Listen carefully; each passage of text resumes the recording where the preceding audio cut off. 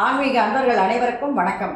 உங்களை எல்லாம் இந்த ஆன்மீக சேனல் மூலியமாக சந்திக்கிறதுல நாங்கள் ரொம்ப சந்தோஷப்படுறோம். நாங்கள் போடுற வீடியோலாம் உங்களுக்கு பிடிச்சிருந்ததுன்னா நீங்கள் லைக் பண்ணுங்கள், ஷேர் பண்ணுங்கள், குளத்தூர் பாபா டெம்பிள் சேனலுக்கு நீங்கள் சப்ஸ்கிரைப் பண்ணுங்கள். நீங்கள்லாம் என்னோட வரும்பொழுது இன்னும் நிறைய விஷயங்களை நாங்கள் சொல்ல கடமைப்பட்டிருக்கோம். இன்னைக்கு மார்கழி 25 திருப்பாவை பாசுரம் 25வது பாடி அதற்கான விளக்கங்களை நான் இப்போ கொடுக்க வந்திருக்கேன். வாங்க இப்போ நம்ம வீடியோக்குள்ளே வரலாம். ஒருத்தி மகனாய் பிறந்து ஓர் இரவில் ஒருத்தி மகனாய் ஒளிந்து வளர தருகிலான் ஆகித்தான் தீங்கி நினைத்த கருத்தை பிழைப்பித்து கஞ்சன் வயிற்றில் நெருப்பெண்ண நின்ற பெருமாளே, உன்னை அறுத்தித்து வந்தோம் பறை தருவாயாகில் திருத்தக்க செல்வமும் சேவகமும் யாம்பாடி வருத்தமும் தீர்ந்து மகிழ்ந்தேலோர் எம்பாவாய். இது பாடல். இப்போ இந்த பாடலுக்கான விளக்கம். கண்ணனின் அவதார சிறப்பு எல்லாருக்குமே தெரியும். கண்ணனுடைய பிறப்பு பற்றி எல்லாருக்கும் தெரியும். எல்லாருக்கும் பிடிச்சமான ஒரு பாட்டுன்னு கூட இதை சொல்லலாம். அதனால இந்த பாடலை பொறுத்த வரைக்கும் கண்ணனுடைய அற்புதமான குணங்களையும் அவனுடைய குண நலன்கள் சொல்லுவாங்க பற்றியா, அந்த மாதிரி குணநலன்களை பற்றி பாடுவதாக அமைந்த ஒரு பாட்டு. கண்ணனின் அவதார சிறப்பு அப்படின்னு பார்த்தீங்கன்னா அதை பற்றி கூறணும் அப்படின்னு சொன்னால், சிறைச்சாலையிலே நீ தேவகி என்னும் ஒருத்தியின் மகனாக தோன்றினாய். அந்த ஒரு இரவிலேயே ஒரு சில மணி நேரத்திலேயே நீ யசோதை என்னும் ஒருத்தியின் மகனாக மறைந்து வளர்ந்தாய். இதனை அறிந்து பொறுக்க முடியாது உனக்கு தீங்கு நினைத்த கம்சன் பல அசுரர்களை அனுப்பிச்சுட்டே இருக்கான் உன்னை கொள்வதற்கு. ஆனால் அதையெல்லாம் குழந்தையாக இருந்து நீ முறியடித்து வெற்றி கண்டாய். ஏன்னா நீ கடவுள், அவன் அசுரன், உங்ககிட்ட போய் அவன் நிற்க முடியுமா? அதனால அவனை வெற்றி கண்டாய். அதனால அவனுடைய வயிறானது நெருப்பு பற்றி எரிவது போல எரிந்தது. நம்ம சொல்லுவோம், சில நேரத்தில் சில பேர் சொல்லுவாங்க, ஐயோ அவன் பண்ணது எனக்கு பொறுக்கவே முடியல, என் வயிறெல்லாம் பற்றி எரியுது, நீ நல்லாவே இருக்க மாட்ட அப்படின்னு சொல்லி சாபம் கொடுப்பாங்க. நல்லா இருப்பானாவே என் வயிறு பற்றி எரியுது அப்படின்னுவாங்க.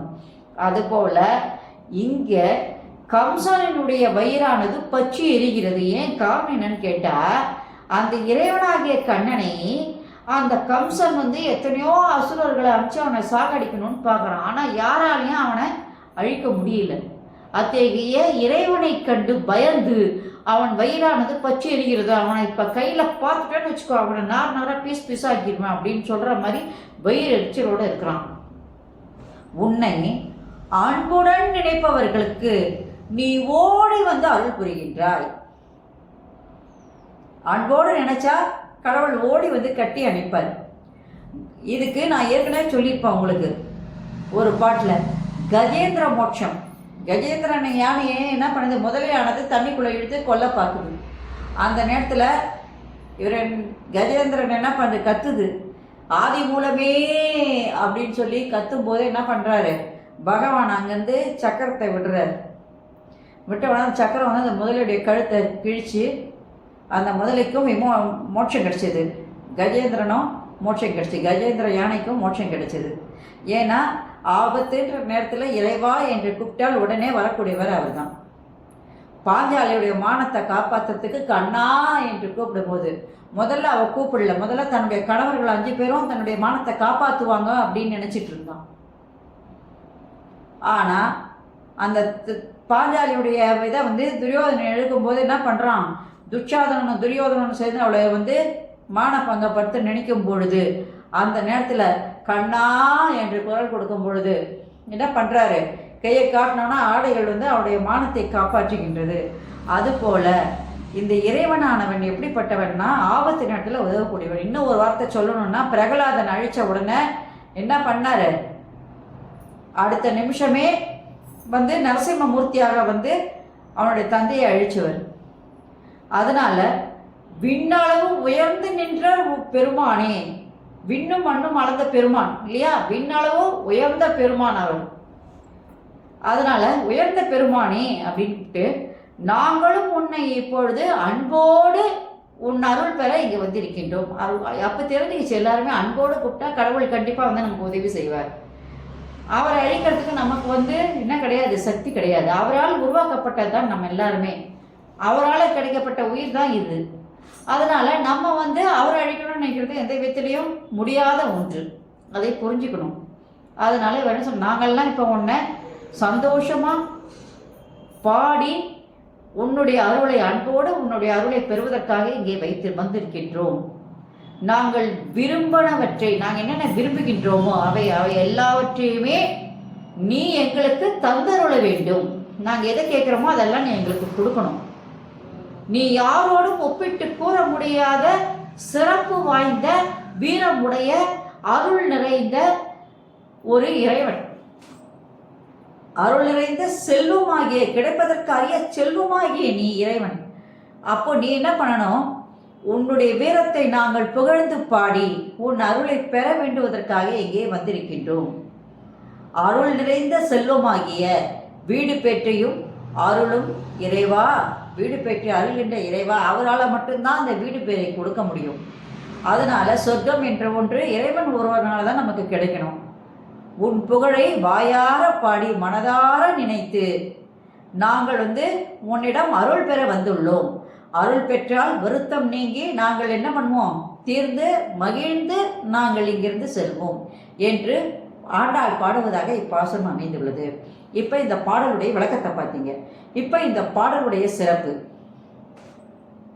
என்று சொல்லும்போது, சிறைச்சாலையிலே தேவகியினுடைய வயிற்றில் பிறந்தவன் கண்ணன். அந்த ராத்திரியிலேயே ஒருத்தி மகனாய் பிறந்து ஓரிரவில் ஒருத்தி மகனாய் ஒளிந்து வளர அப்படின்னு சொல்லும்போது ஒளிந்து வளர்கின்றான். காரணம் என்னன்னா, கம்சன் அவனை கொன்று விடுவான் என்ற காரணத்திற்காக யசோதையினுடைய மகனாக இங்கே ஒளிந்து வளர்கின்றான். கண்ணனை கொல்ல கம்சன் என்ன பண்றான், பல அசுரர்களை ஏவினான். ஆனால் யாராலையும் அந்த கண்ணனை அழிக்க இயலவில்லை. நெடுமாளாகிய உன் செயல்களால் கம்சன் வயிறு பற்றி எரிந்து, நெருப்பாக பற்றி எரிந்து உன்னை அழிக்க நினைக்கின்றான். ஆனாலும் அவனால் எதுவுமே செய்ய முடியல. நீ தான் கடைசியில் கம்சனை அழிச்ச. உன்னை வாயார பாடி மனதார நினைக்கின்றவர்கள் யாராக இருந்தாலும் அவர்களுக்கு ஓடி சென்று உதவக்கூடிய ஒரு உத்தம கடவுளாகிய நீ, நெடுமாளாகிய நீ, எல்லாருக்கும் அன்பை பக்தியால் தரக்கூடியவன் நீ. பக்தின்னு உனக்கு கிடைச்சிருச்சுன்னா அங்கே நீ அன்பை கொடுப்ப. அதுதான். அப்படிப்பட்ட உன்னை நாங்கள் வாயார பாடி மனதார நினைந்து உன்னுடைய அருளை பெறுவதற்காக இங்கே வந்திருக்கின்றோம். எங்களுடைய குறைகளை கேட்டு எங்களுக்கு நீ அருள் புரிவாயானால் நாங்கள் மனமகிழ்ச்சியோடு இங்கிருந்து செல்வோம் என்று ஆண்டாள் பாடுவதாக இப்பாசுரம் அமைந்துள்ளது. நன்றி, வணக்கம். இந்த வீடியோ உங்களுக்கு பிடிச்சிருந்ததுன்னா நீங்கள் லைக் பண்ணுங்கள், ஷேர் பண்ணுங்கள். கொளத்தூர் பாபா டெம்பிள் சேனல் நீங்கள் சப்ஸ்கிரைப் பண்ணுங்கள். நீங்கள் எல்லாம் என்னோட வரும்பொழுது இன்னும் நிறைய விஷயங்களை நான் சொல்ல கடமைப்பட்டிருக்கேன். நாளைக்கு மார்கழி 26, அதனால் 26வது பாசுரத்தை பாடி உங்களுக்கு அதனுடைய விளக்கத்தை கொடுக்க வரேன். நன்றி, வணக்கம். Subscribe to my channel and please press the bell icon for more videos.